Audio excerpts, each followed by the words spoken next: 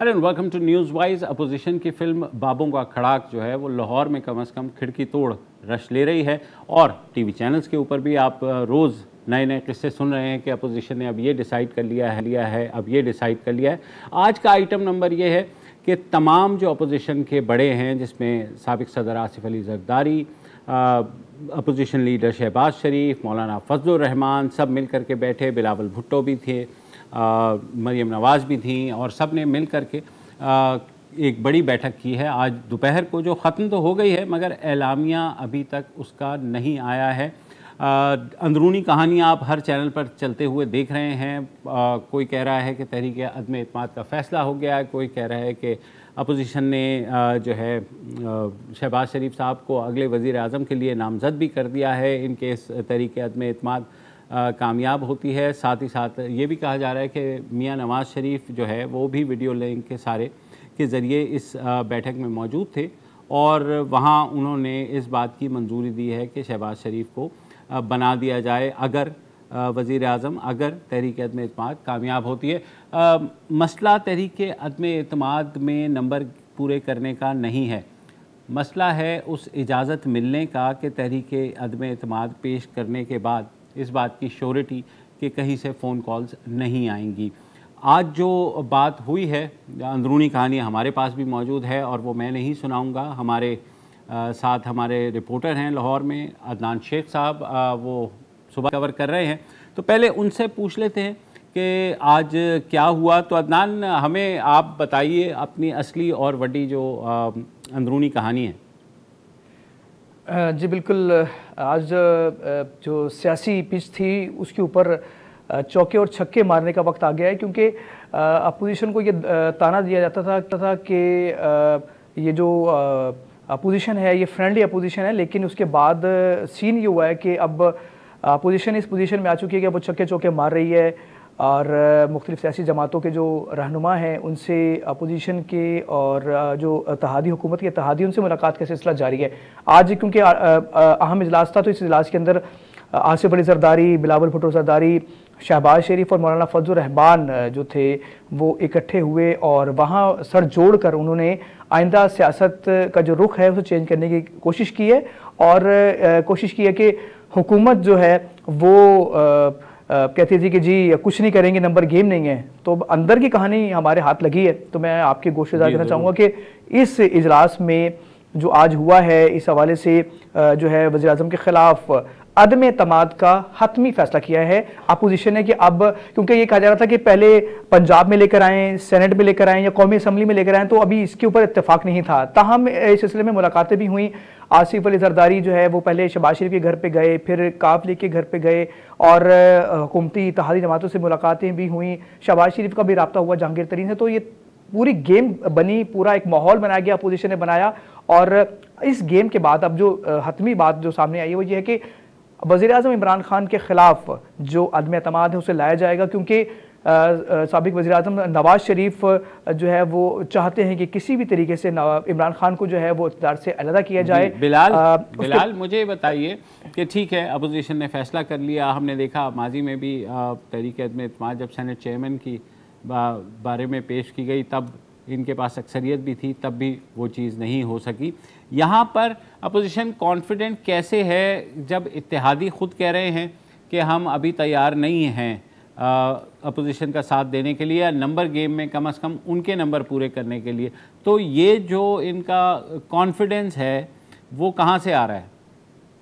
नहीं, कॉन्फिडेंस तो सबके सामने है। देखें आपने कि काफ लीग के बयान नहीं सुने चौधरी परवेज़ इलाही कि वो मुतअद्दिद बार जो है ना सिर्फ ऑफ द रिकॉर्ड बात करते रहे, पंजाब असम्बली के अंदर इजलास होते थे उसमें भी वो ये बात करते रहे कि उन्हें काफ़ी तहफ़्फ़ुज़ात हैं हुकूमत के साथ में, क्योंकि हुकूमत जो है वो महंगाई के ऊपर कंट्रोल नहीं कर पाई। तो उनके लिए अब आइंदा इलेक्शन में जाना मुश्किल काम है। लेकिन मोनिस इलाही वज़ीर आज़म के सामने ये कह चुके हैं कि कोई घबराने की बात नहीं है और हम आपके साथ हैं। MQM जो है ऑन रिकॉर्ड कह चुकी है कि अभी वो वक्त नहीं आया है कि हम साथ देंगे। तो इसका मतलब है ये दो इत्तेहादी तो नहीं आ रहे। उसके बाद अपोजिशन को कम से कम 12 मेंबर्स फिर ज़ाहिर है हुक्मरान जमात से चाहिए और कहा यह जा रहा है कि कुछ जो अपोजिशन जमातें हैं वो ये ज़रूर दावा कर रही हैं कि हुक्मरान जमात के कुछ MNAs उनके साथ राब्ते में हैं, मगर वो वोट कैसे देंगे? वो तो फ्लोर क्रॉसिंग हो जाएगी, वो तो वोट गिना ही नहीं जाएगा। सर, इस गेम के अंदर आसिफ अली जरदारी मौजूद हैं और आपको पता है कि वो बहुत बड़े खिलाड़ी हैं और उन्होंने जो सियासी मैदान के जो दो बड़े खिलाड़ी हैं, दो बड़ी जमातें हैं, मौलाना फजलुर रहमान और शहबाज शरीफ को भी शामिल किया है। तो ये इसमें जो है वो इसको आप इस खेल को आसान न लें। और मैं आपको बताऊं कि आज के इजलास के अंदर जो है वो ये बात की गई कि वज़ीर आला पंजाब सरदार उस्मान बुज़दार के खिलाफ या जो थे स्पीकर कौमी असम्बली उनके खिलाफ अदम एतमाद का फ़ायदा नहीं होगा। उसके लिए अभी ना जो PDM की जमातें हैं, जो अपोजिशन की जमातें, उनके पास कोई नंबर गेम अभी इस जो प्लेटफॉर्म है इस हवाले से कोई नंबर प्लेट नहीं, उनके पास नंबर गेम नहीं है। तो वो चाह रहे थे अभी इसका जो है हम बैक हैंड के ऊपर ये गिनती भी पूरी करें, लेकिन हमारा टारगेट इमरान खान है, वज़ीर आला पंजाब उस्मान बुज़दार नहीं है और जो स्पीकर कौमी असम्बली वो नहीं है। लेकिन अब जो गेम है, जो अब रुख है सियासत का, वो अब तयन कर लिया गया कि अब वज़ीर आज़म इमरान खान को हर सूरत घर भेजना है। इसके लिए हमें कुछ भी करना पड़े, आईनी रास्ता अख्तियार करना पड़े, कानूनी रास्ता अख्तियार करना पड़े या जमहूरी रास्ता अख्तियार करना पड़े, अब इमरान खान को अपोजिशन बर्दाश्त नहीं करेगी। क्योंकि वो ये कहते हैं कि अवाम के हर जो भी शख्स है, गरीब आदमी जो मिडल तबके से इसका ताल्लुक है, वो कहता है कि अब हमारे लिए महंगाई जो है वो बर्दाश्त से बाहर हो चुकी है, चीजें ठीक है। मैं आपकी बात समझ रहा हूँ अदनान, लेकिन मैं भी तो कह सकता हूँ कि मैं वज़ीर आज़म बन जाऊँगा आज, पर मुझे एक प्रोसेस में जाना होगा, मुझे उतने नंबर्स चाहिए होंगे जो तहरीक अदम एतमाद आए और मैं वो बन जाऊं, या इन दिस केस अगर अपोजिशन का कोई बंदा है या शहबाज शरीफ साहब हैं वो बन जाएं। तो ये क्या तरीन साहब कोई बंदे दे रहे हैं या इत्तेहादियों से कोई बंदे आ रहे हैं? ये चीज़ अपोजिशन जो है, ये फिल्म तो हम बार बार देख चुके हैं ना। नहीं देखिए सर, बात ये है ये शर्तिया नया प्रिंट है। जी सॉरी, मैंने कहा ये शर्तिया नया प्रिंट है इस फिल्म का, यानी आप कॉन्फिडेंट हैं कि सर इसके किरदार चेंज हुए हैं। अच्छा। इसमें बड़ी जो है वो नया बॉल आया है, नया बैट आया है, बड़ी अच्छी बैटिंग होगी। अभी तो पार्टी शुरू हुई है, तो अभी आप कुछ नहीं कह सकते कि क्या होने वाला है अभी, क्योंकि जहांगीर तरीन से भी रब्ता हुआ है शहबाज शरीफ का, और इसके अलावा काफ लीग से भी मुलाकातें हैं। अभी जिस वक्त हम ये प्रोग्राम कर रहे हैं, इस वक्त भी मौलाना फजलुर रहमान चौधरी बरादरान से मुलाकात कर रहे हैं। उसके बाद चौधरी बरादरान जो हैं वो जाएंगे आसिफ अली जरदारी के घर पे, वहाँ पे बात करेंगे।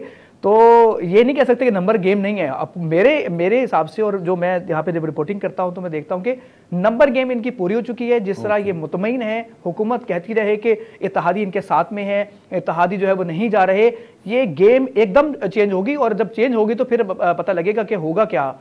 अपोजिशन पूरी कॉन्फिडेंस में है कि हमने इसको भेजना है इमरान खान को किसी भी सूरत में, क्योंकि अब ये नाकाबिले बर्दाश्त है।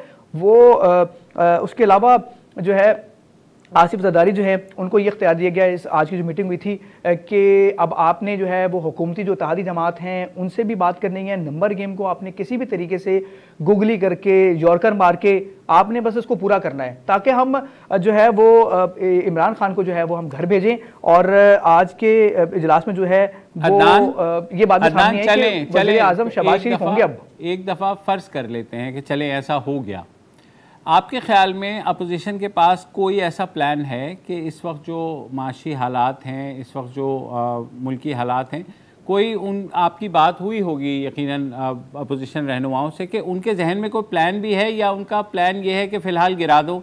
तो ये तो हम 90 की दिहाई में भी देख चुके हैं बेशुमार दफ़ा, उसके बाद भी ऐसा ही कुछ होता रहा है। तो ये अपोजिशन का प्लान इससे आगे भी है, या सिर्फ यही है कि तहरीक अदम एतमाद पेश करके और जीतने? सिर्फ वो जीतना नहीं है। जी। और जो मेरी कुछ रहनुमाओं से बात हुई, मुस्लिम लीग नून के अहम रहनुमा है, उन्होंने जब बात की ऑफ द रिकॉर्ड, तो उन्होंने ये कहा कि जो सूरत हाल बन गई है वो अब तो बड़ी गंभीर सूरत हाल है, क्योंकि IMF के साथ में जो हुकूमत के मुआहदे हैं, जो बढ़ती हुई महंगाई है, पेट्रोल मसनूआती जो कीमतें हैं, खाने पीने की जो चीज़ें हैं, वो जिस नहज पे पहुंच चुकी है, जो कर्जा ले लिया गया है, उसके बाद सूरत हाल को हमें आने के बाद भी कम से कम 2 से 2.5 साल लगेंगे। यही सूरत हाल जो है वो कंटिन्यू रहेगी, और 2.5 साल के बाद जो भी नई गवर्नमेंट आती है वो करेगी। अगर आप ये कहें कि हुकूमत अपोजिशन जो है वो अगर इक़्तिदार में आती तो कोई जादू की छड़ी नहीं उनके पास कि वो घुमाएंगे, या जादू का चिराग नहीं है कि जिसको रगड़ेंगे तो सारे मसले हल हो जाएंगे, ऐसा नहीं होगा। ये तो सूरत आपके ख्याल में आइंदा भी जारी कल रहेगी 2-3 साल। कल जो है शाहिद खाकान अब्बासी इस बात पे कह चुके हैं कि अगर तहरीक अदम एतमाद कामयाब भी होती है तो कोई वज़ीर आज़म नहीं बनेगा, हम दोबारा लोगों के पास जाएंगे, यानी दोबारा इलेक्शंस होंगे। तो ये चेंज ऑफ कोई इनके दरमियान जो कॉन्ट्रडिक्शंस हैं आप देखते हैं उसको किसी तरीके से? जी बिल्कुल, आपने ठीक कहा कि इलेक्शन के हवाले से भी इजलास में बातें होती रही हैं मुख्तलिफ जगहों पर। तो जो मुस्लिम लीग नून है वो चाहती है कि वज़ीर-ए-आज़म इमरान खान को इक़्तिदार से अलहदा करके फिलफौर इंतखाबात करवाए जाएँ, और इस जो ऑप्शन थी उसमें मौलाना फजल रहमान का भी यही मौक़िफ़ था कि जो है फ़ौरन इलेक्शन करवाए जाएँ, लेकिन पाकिस्तान पीपल्स पार्टी इसके हक में नहीं है। और जो इत्तेहादी बकौल पीडीएम और अपोजिशन रहनुमाओं के जो उन्होंने गुफ्तगू की, उनका ये कहना है कि अभी फिलफौर इलेक्शन नहीं होने चाहिए, उनके लिए मुश्किल होगी। कुछ इस्लाहात के हवाले से उन्होंने बात की और उनका ये कहना था कि कम से कम 1 साल लगेगा। अगर हम तहरीक अदम एतमाद भी कामयाब होती तो इलेक्शन जो है बेसिकली इलेक्शन वो चाहते हैं, जो इत्तेहादी आना चाहते हैं इस अपोजिशन के एक गठजोड़ में, उनको कम से कम वो चाहते हैं कि 1 साल तक जो है वो इलेक्शन हो। इस हवाले से बात सही है। थैंक यू, बहुत बहुत शुक्रिया हमें ब्रीफ करने का। हो रहा है मुश्तरका एलामिया भी कुछ देर में जारी हो जाएगा तो उसमें भी पता लग जाएगा कि क्या है। मगर जो बज़ाहिर लग रहा है कि अपोजिशन के पास अभी तक वो मतलूबा नंबर मौजूद नहीं हैं और ना ही कुछ इस किस्म के इशारे हैं कि जिस पर वो इतने कॉन्फिडेंट हो जाएं कि वो तहरीक अदम एतमाद कामयाब कर सके। एक वक्फा लेते हैं, वक्फे के बाद वापस आते हैं।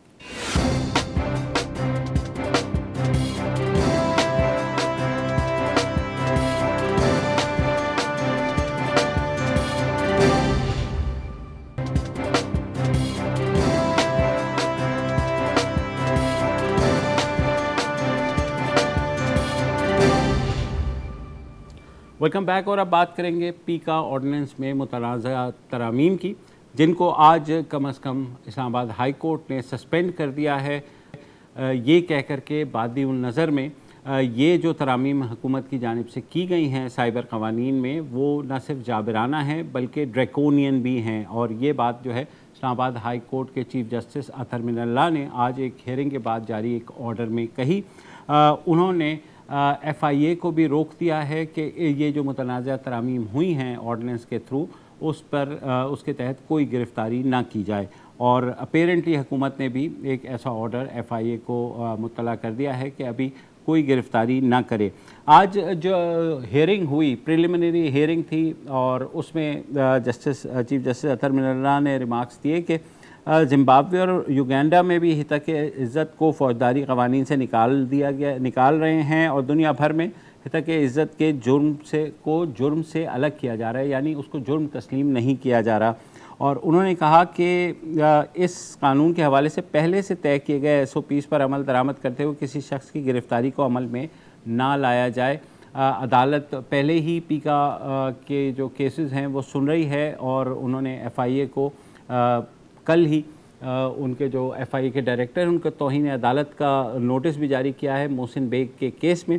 तो ख़ासी दिलचस्प सूरत हाल हो गई है। अब अटर्नी जनरल खालिद जावेद साहब जो है उनको तलब किया गया है कल कि वो आकर के बयान करें कि हुकूमत की इस बारे में पॉलिसी क्या है।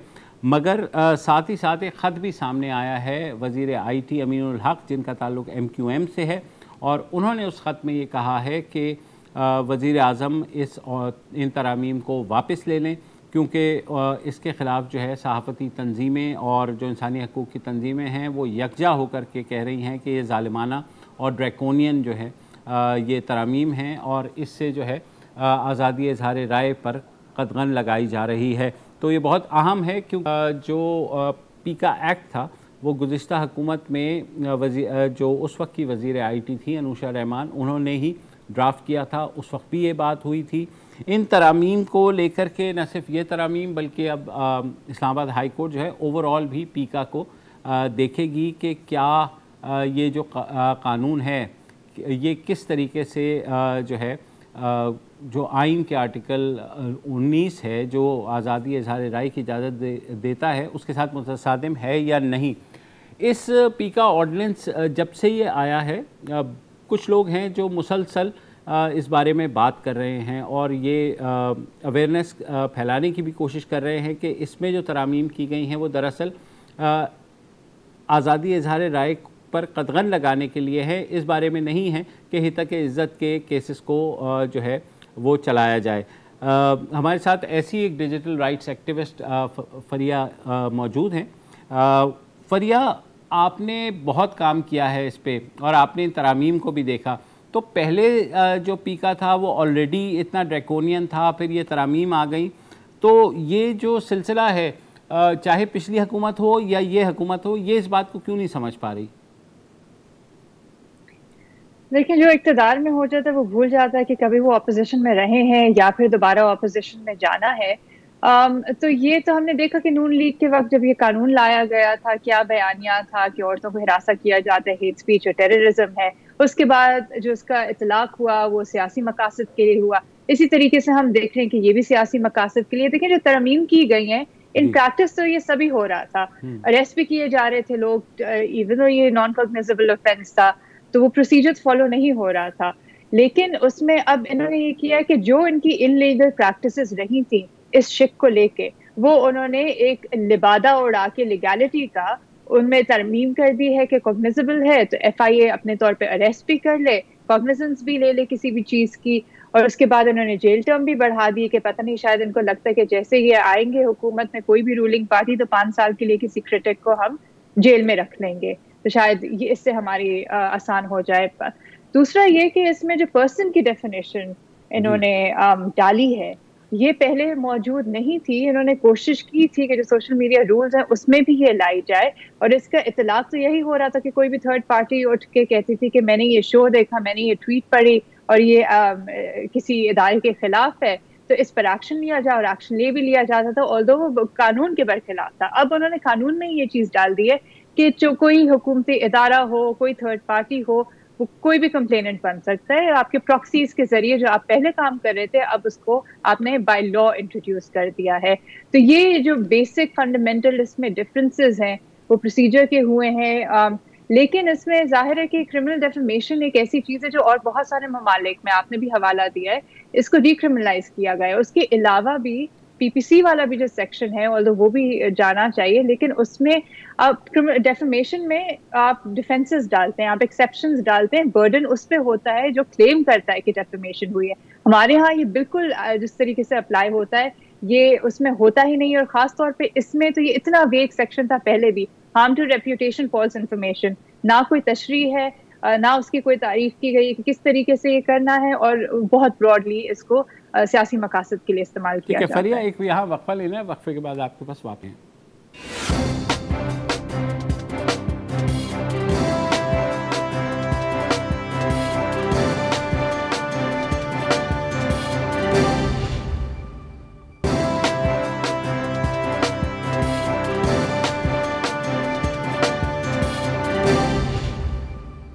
Welcome back. हम बात कर रहे हैं हुकूमत की मुतनाज़ा साइबर तरामीम पर, जिनको आज इस्लामाबाद हाई कोर्ट ने वक्ती तौर पर मुअत्तल कर दिया है और उन पर अमल दरामद रोक दिया है। कल अटॉर्नी जनरल खालिद जावेद को बुलाया है कि वो उस पर हुकूमती मौक़िफ़ वाज़े करे।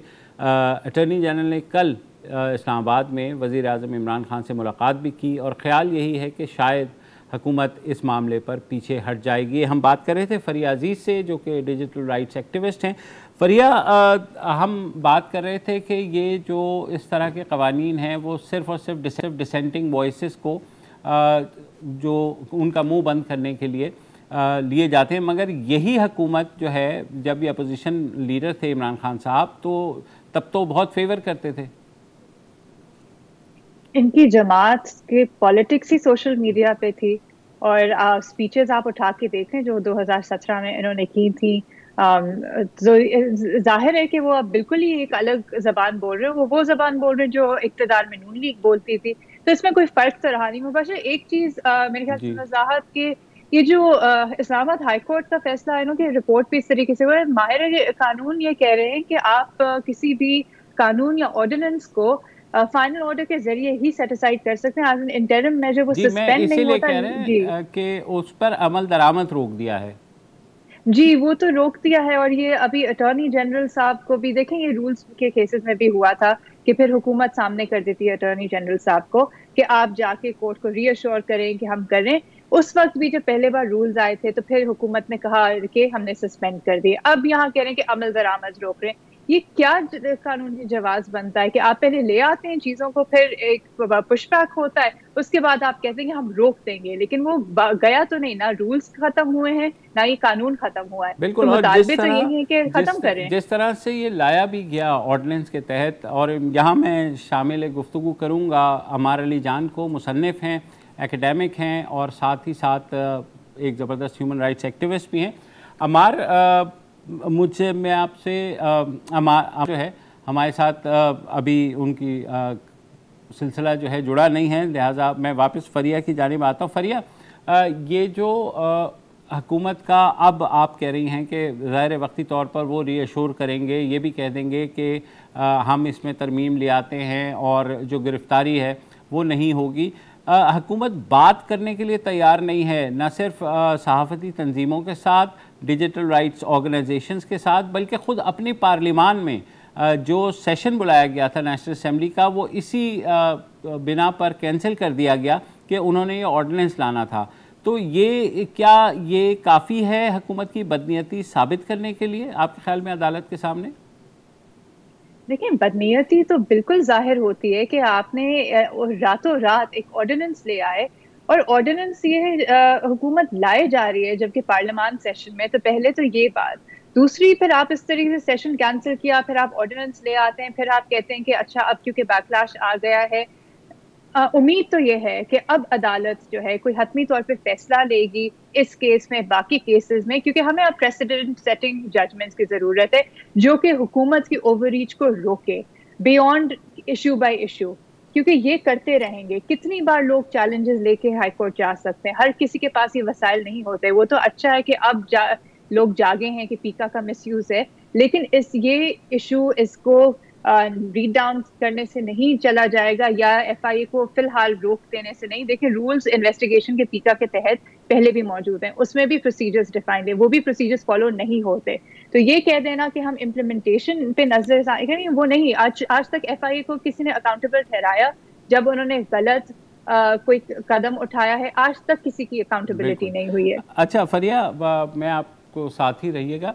हमारे साथ अमार अली जान हमें पेशावर से ज्वाइन कर रहे हैं। जैसे मैंने बताया, मुसन्निफ़ हैं, हाल ही में उनकी किताब रूल बाय फेयर आई है, और ज़बरदस्त किस्म के ह्यूमन राइट्स एक्टिविस्ट भी हैं। अमार, ये जो हुकूमत का तरीक़ा होता है कि जाबिराना क़वानीन ला करके लोगों का मुँह बंद करने की एक कोशिश की जाए, ये टिपिकल आपको लगता है कि ये हुकूमतें किसी पैनिक में आके करती हैं, या ये सोचा समझा एक मंसूबा होता है?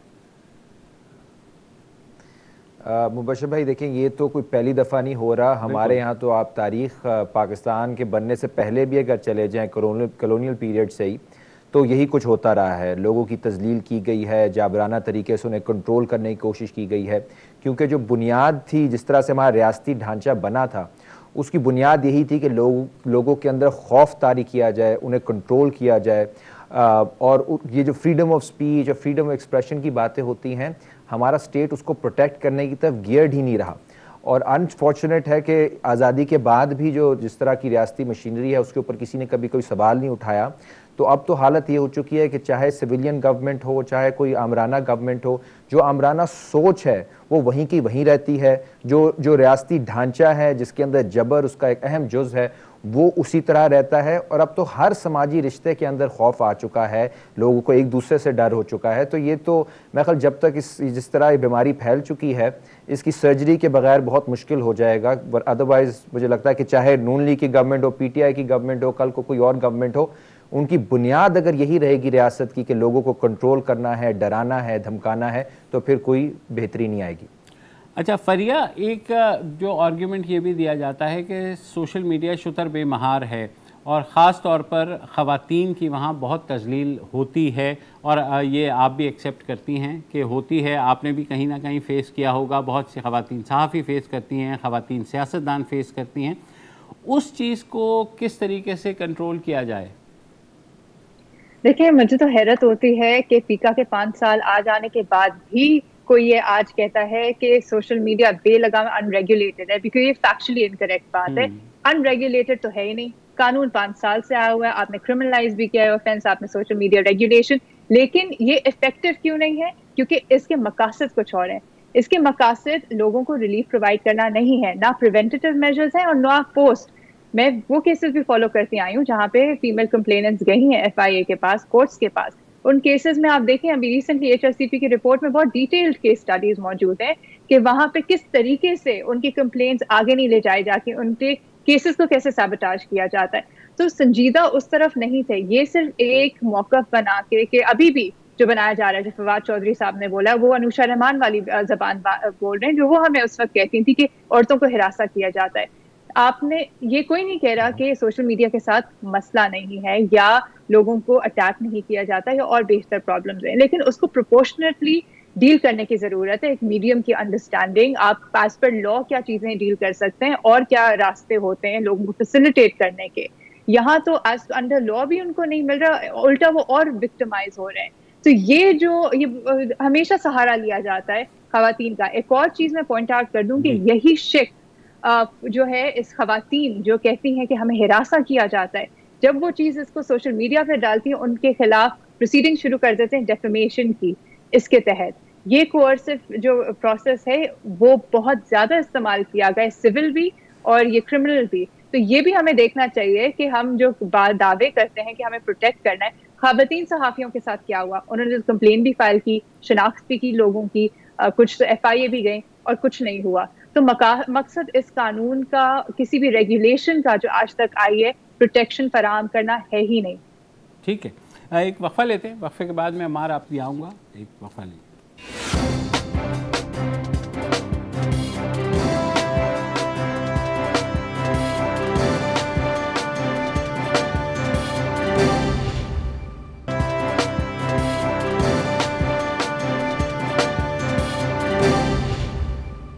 Welcome back. हम बात करें मुतनाज़ा साइबर कवानीन की। अमार अली जान, ये मुझे बताइए कि सहाफ़ियों को तो फिर कोई प्रोटेक्शन होती है, सोशल मीडिया पर जो डिसेंटिंग वॉइसेस हैं, और हमने देखा है कि बहुत से लोगों को गिरफ़्तार किया गया, उठा लिया गया, उनके लिए कोई ऐसी प्रोटेक्शन नहीं थी। तो ये इसके बारे में कोई आपको लगता है कि सोसाइटी के अंदर इतना कोई एक कलेक्टिव एफर्ट है जो रेजिस्ट कर पाए इस चीज़ को इस वक्त? क्योंकि जैसे आपने कहा कि ये तो 70 साल से चल रहा है। देखिए, ये जो इस वक्त एक खौफ व हरास के एक पूरी इन्वायरमेंट है, उसमें क्लियर हो जाता है कि सबसे बड़ी रियलिटी जो है वो पावर है उसका। जिस तरह मैंने ब्रिटिश के टाइम का कहा, वो तहजीब का लबादा उड़ा, फिर इस्लाम, फिर अब औरतों की प्रोटेक्शन की बात हो रही है, जबकि असल मकसद ये है कि जो ताकतवर हैं वो जो मर्ज़ी करना चाहें कर जाएं, और जो महकूम हैं, जो कमज़ोर हैं, उनके साथ जो होती रहे वो सहते रहें। अभी भी आप देखें कि सहाफ़ियों के साथ भी जो होता है, या कोई भी जो क्रिटिक है, वो आप सोशल मीडिया उसको उठा के देख लें, जिस तरह से टारगेटिंग होती है, जिस तरह से धमकियां दी जाती हैं, वो किसके पास जाके कंप्लेन कर सकता है, क्योंकि उनका तो नाम भी नहीं लिया जा सकता जिनके कहने पे सब कुछ हो रहा है। तो ये तो एक पावर की रियलिटी है। और इसके अंदर सिर्फ एक खुशाइंद बात यह है मेरे ख्याल में कि इस वक्त हमारी जो कम्युनिटी है, जो डिसिडेंट्स की कम्युनिटी है, जो एक्टिविस्ट की कम्युनिटी है, जो कॉन्स्टिट्यूशनल सुप्रेमेसी में जो बिलीव करते हैं, वो मेरा ख्याल है बढ़ चुकी है। नौजवानों में एक पूरी लहर है क्रिटिकल थिंकिंग की। मैं ट्रेड यूनियन में काम करता हूँ, वहाँ पे भी ये सोच पाई जाती है, महकूम कौमों में पाई जाती है। बदकिस्मती ये है कि पॉलिटिकल पार्टीज़ के अंदर वो विल नहीं है जो होनी चाहिए, क्योंकि बेनिफिशरीज जो होंगे, अगर कॉन्स्टिट्यूशनल सुप्रेमेसी होती है, सिविलियन सुप्रेमेसी होती है, अगर फ्रीडम ऑफ एक्सप्रेशन होता है, उसके सबसे बड़े बेनिफिशरीज जो हैं वो पॉलिटिशियंस भी हो सकते हैं। लेकिन यहाँ पे इतनी तंग नजरी है, इतना छोटा मफाद है बदकिस्मती से, कि अपने छोटे छोटे मफादात के लिए वो बड़े जो लड़ाई है उसको छोड़ देते हैं। इसीलिए हैरत की बात है कि सिविलियन गवर्नमेंट्स और पॉलिटिकल पार्टीज इस तरह के लॉज लाती रही हैं, आज से नहीं लाती रही। ये आप 70s देख लें, 90s देख लें, पिछले 10, 12, 13 साल देख लें। तो ये जो एक बुनियादी तब्दीली की हमें उम्मीद है, इवेंचुअली तो वो पॉलिटिकल पार्टीज ने करना है।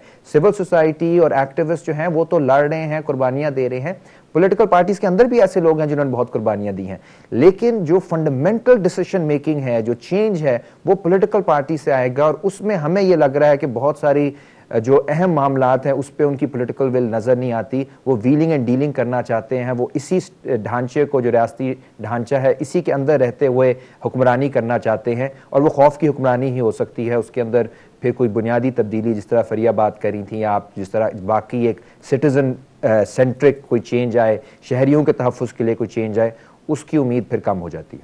चले चलो कि मंजिल अभी नहीं आई, मगर अम्मार, जो अदालतें जिस तरह से आज इस्लामाबाद हाई कोर्ट के चीफ जस्टिस ने इस बात पे एक्शन लिया है और ये बात कहा है कि ये जो कवानीन है तक इज़्ज़त के, ये तो डीक्रिमिनलाइज हो रहे हैं पूरी दुनिया में। इवन अफ्रीका के 2 ममालिक, उन्होंने ज़िम्बाब्वे, हम सब जानते हैं वहाँ क्या रूल था, क्या रहा, युगांडा की मिसाल दी। तो हमारे यहाँ ये क्या सिर्फ इसी खित्ते में ही रह गया है, पाकिस्तान इंडिया में? दोनों तरफ ही है। देखिए, दुनिया भर में भी एक, मैं समझता हूँ, इस वक्त फस्तायत की लहर है। अमेरिका में भी है, रूस में भी है, यूरोप के भी आपको कई ममालिक में नज़र आएगी, लेकिन मज़ाहमती दौर भी है। यहाँ पे एक लड़ाई है। मैं नहीं कहता कि पाकिस्तान कुछ सिंगल आउट हम कर सकते हैं, इस तरह से एक्सेप्शनल है। यहाँ पे एक चीज़ ज़रूर है कि सिर्फ रियासत की तरफ से नहीं है दबाव, बल्कि माशरे के अंदर भी रुझानात इस तरह के बना दिए गए हैं, और उसकी पुष्पनाही ज़ाहिर रियासत भी करती रही है कि वो भी थ्रेटन करते हैं लोगों को, वो भी लोगों को चुप कर कराते हैं, डराते हैं, धमकाते हैं। लेकिन पाकिस्तान की ख़ास बात यह है कि पाकिस्तान कभी भी मिडल ईस्ट की तरह नहीं हो सका कि वहाँ पे इतनी लंबी 50-50 साल की आमराना हुकूमतें रहें। यहाँ पे लोगों ने इतना रेजिस्ट किया है कि जो बदतरीन से बदतरीन हुकूमत भी होती है वो भी कुछ अरसे बाद बौखलाहट का शिकार हो जाती है, क्योंकि लोगों में मज़ाहमत की एक पूरी तारीख है यहाँ पे। और जब वो बौखलाहट का शिकार होती है तब इस तरह की हुकूमतें जो हैं वो और बदतरीन किस्म के कवानीन लेकर आती हैं। ये भी मुझे लगता है कि ये आप पुरानी हुकूमतों में भी उठा के देख ले, आमराना हुकूमतों में भी, इवन सिविलियन गवर्नमेंट्स में, और अभी भी इस वक्त मेरे ख्याल खान साहब जो इस तरफ जा रहे हैं वो बुखलाहट के शिकार हैं कि वाकई ही एक मज़ाहमत हो रही है। बहुत कोशिश की गई कई साल से लोगों को चुप करने की, सहाफ़ियों को, स्टूडेंट्स को, टीचर्स को, ट्रेड यूनियनिस्ट को, लेकिन लोग चुप नहीं हुए। अभी भी बोल रहे हैं, सोशल मीडिया पे बोल रहे हैं, टीवी पे बोल रहे हैं, आप जैसे लोग भी बैठे हुए हैं। तो इसका मतलब है कि अभी हमें एक नया कोई सोशल कॉन्ट्रैक्ट करना पड़ेगा स्टेट और सोसाइटी के दरमियान, क्योंकि लोग चुप नहीं हो रहे। उस तरह की यहाँ कोई बात पार्टी की हुकूमत नहीं आएगी, यहाँ कोई 40-40 साल की आमराना हुकूमतें नहीं आएंगी। यहाँ पे आपको लोगों की विल को एक्सेप्ट करना पड़ेगा, उनकी आवाज़ को एक्सेप्ट करना पड़ेगा, उन्हें इंक्लूड करना पड़ेगा। अगर आपका यही रवैया रहेगा कि आपने लोगों को चुप कराए रखना है, तो एक तो वो कामयाब भी नहीं होगा, और दूसरा यह है कि उसमें पाकिस्तान का भी बहुत नुकसान होगा। तो हमें डायलॉग की तरफ जाना चाहिए, इसके बजाय कि फेल्ड पॉलिसीज़ को हम फिर से रिपीट करें। बहुत बहुत शुक्रिया अम्मार अली जान, और ये मौका है कि अम्मार अली जान की किताब रूल जो है वो आजकल बहुत ज़्यादा उस पर बात भी हो रही है। कल जो है पेशावर में इनकी बुक के लिए फ़ंक्शन भी रखा गया है, तो मेरे दोस्त जो पेशावर में हैं वो ज़रूर जाएँ। बहुत ही ज़बरदस्त आदमी हैं अम्मार अली जान। फ़िलहाल नाज़रीन इतना ही, कल दोबारा हाजिर होंगे। खुदा हाफ़िज़।